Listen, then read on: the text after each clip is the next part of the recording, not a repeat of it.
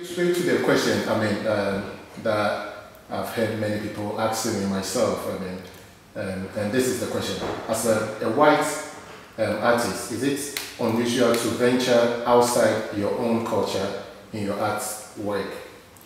Well, it's unusual, but not the only one.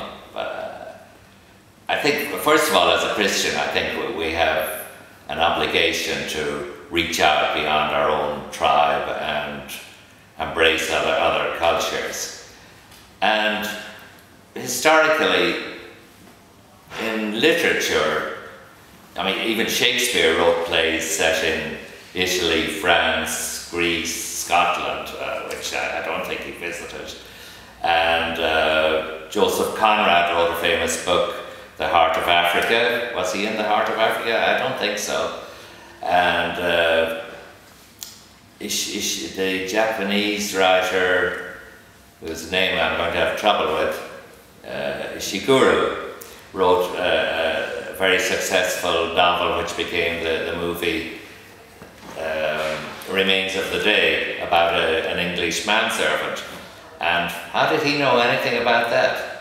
So it's a little unusual, but I feel very comfortable doing it. There's no orthodoxy, rigid orthodoxy that says you can't do it. And I feel very comfortable doing it. And maybe it's unusual, maybe it's part of my makeup, and if it is, great. That's we're all different, and we all should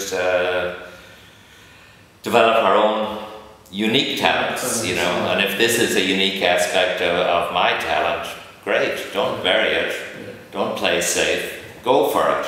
And that's what I try to do. Great. So you express your feeling through artwork.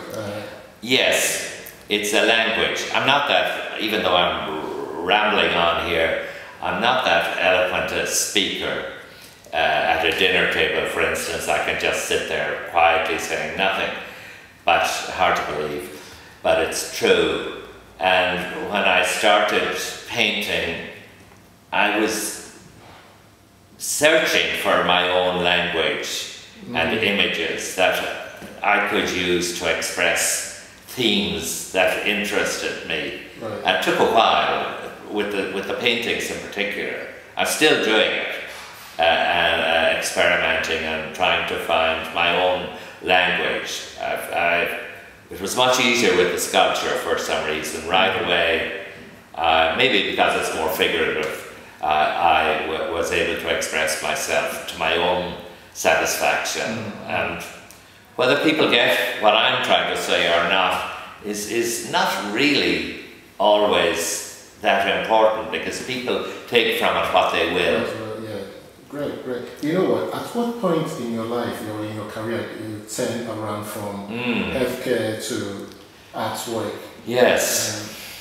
Well, I was definitely interested in art in my mid-20s, and at school I wasn't particularly good at it, but I had the family calling to the health professions, and fortunately, after a few years of really wondering what I was doing, I found a job in Saudi Arabia which seemed to suit me perfectly, and I enjoyed the extensive travel that it offered, particularly in Asia, but also to a limited extent in Africa.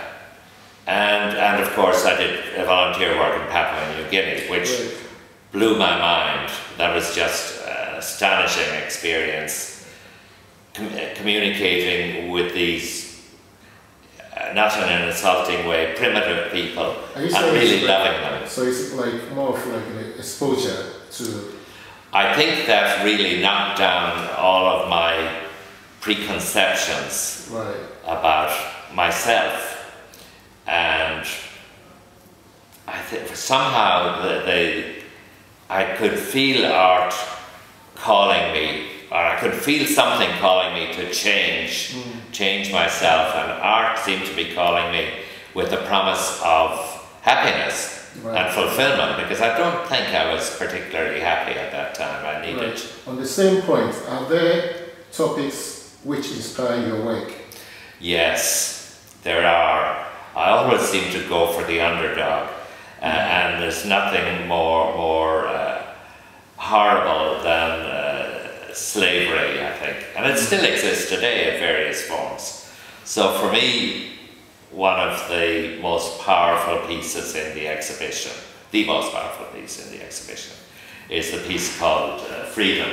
Right, as you can see right over there. Yeah, and it's not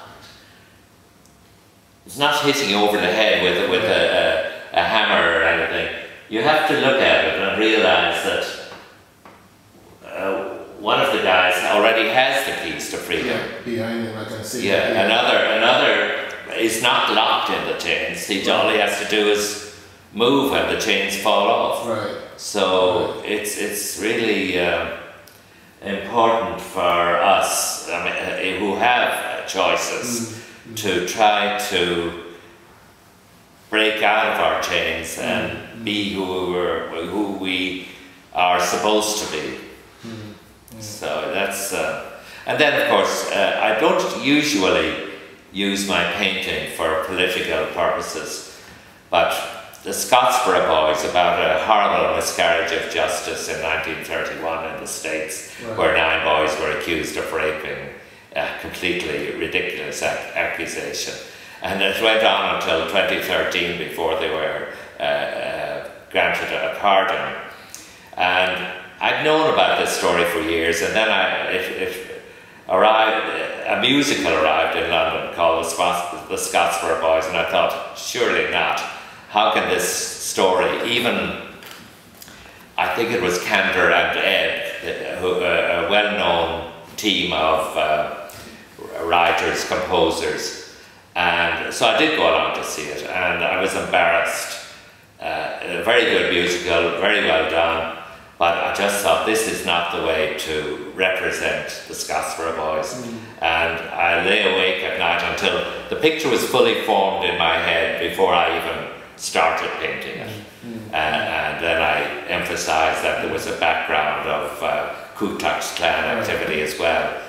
So it was great, and that's my most recent painting, so maybe that's something that's going to happen in the future. Really inspired you to express... yeah, I think I might move away from my pleasant landscapes, seascapes, lakescapes, or my abstract triptychs, or my trinities, and maybe I will try something like that again. I'm actually quite interested in what happened in Baltimore recently, and that's an idea that's germinating in my head at the moment, and I may well get around to doing it. Work on it. Yeah. Back to the when we went to Ghana. That's my final question. Last year when we went to Ghana. I hope it wasn't the last time. I mean, it might be the last time we went there, but it's not the last time we're going to go there. And Marcel vividly said that he has given you a permanent place to exhibit. Amazing. That's a great opportunity to express. Absolutely. Such a generous gesture. But the point is, he has taken the risk to invest his talents there in the hope of cultivating great footballers from the kids that are training there at the moment. And he has an orphanage, I believe, as well. So, you know, he was very grateful to you as the first artist, and for images and likeness to honor him on the soil of Africa. He was, I think it's partly because as a Ghanaian he had the choice to play for France or Ghana. Maybe there was a little resentment about him choosing to play for France. But whatever the reason, I think we were instrumental in breaking down any of that resentment. That's great. Yeah. Anyway, Gerry, thank you very much for this opportunity. It's a pleasure, Richard. I hope I didn't go on too long. Thank you. Thank you.